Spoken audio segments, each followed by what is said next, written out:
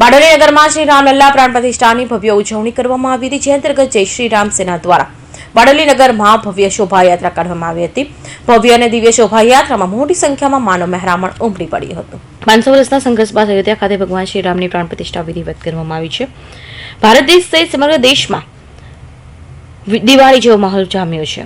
ઠેર ઠેર ભગવાન શ્રી રામની ભવ્ય શોભાયાત્રા કાઢવામાં આવી છે। ત્યારે જય શ્રી રામ સેના બારડોલી દ્વારા આજરોજ ભવ્ય શોભાયાત્રા કાઢવામાં આવી હતી। મહારાષ્ટ્રના નવાપુર પ્રસિદ્ધ મહાકાલ બેનના સત્વારે રામ ભક્તો ઝૂમી ઉઠ્યા હતા। જય શ્રી રામના નાદ સાથે આખું બારડોલી નગર રામમય બની ગયું હતું। બારડોલી અને આજુબાજુના વિસ્તારોમાંથી માનવ મહેરામણ ઉમટી પડ્યું હતું। આ સૌ પ્રસંગે બારડોલીના ધારાસભ્ય ઈશ્વરભાઈ પરમારે સુગર ફેક્ટરીના ઉપપ્રમુખ ભાવેશ પટેલ, બારડોલી ભાજપ પ્રમુખ અનંત જૈન, બારડોલી નગરપાલિકા પ્રમુખ ધર્મેશ પટેલ તેમજ સંગઠનના હોદ્દેદાર, યુવા મોરચા પ્રમુખ નિશક મહેતા તેમજ આગેવાનો પણ હાજર રહી બેન્ડના તાલે ઝૂમ્યા હતા।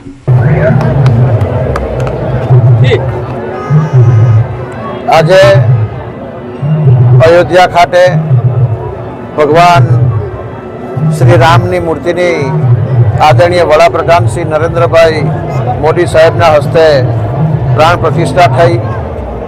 પ્રાણ પ્રતિષ્ઠા પછીનો સમગ્ર ભારતમાં આખું ભારત રામમય બન્યું છે। ત્યારે ઐતિહાસિક નગરી બારડોલી નગરપાલિકા કે જે સરદાર સાહેબની કર્મભૂમિ છે, એવા બારડોલી ખાતે પણ આજે ભક્તજનો દ્વારા, રામ ભક્તો દ્વારા, જય શ્રી રામ સેના દ્વારા આજે બારડોલી ખાતે ખૂબ સુંદર રીતે અહીં શોભાયાત્રા નીકળી છે।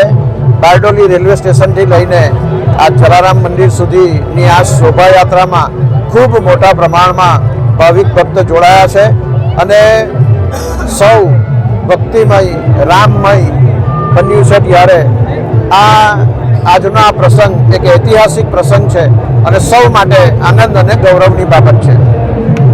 ધારાસભ્ય ઈશ્વરભાઈ પરમારે સમગ્ર બારડોલીને જનતાને શુભેચ્છાઓ પાઠવી હતી। બારડોલી પોલીસે પણ માનવ મહેરામણને જોતા ચુસ્ત બંદોબસ્ત ગોઠવી ટ્રાફિકને હળવો બનાવ્યો હતો।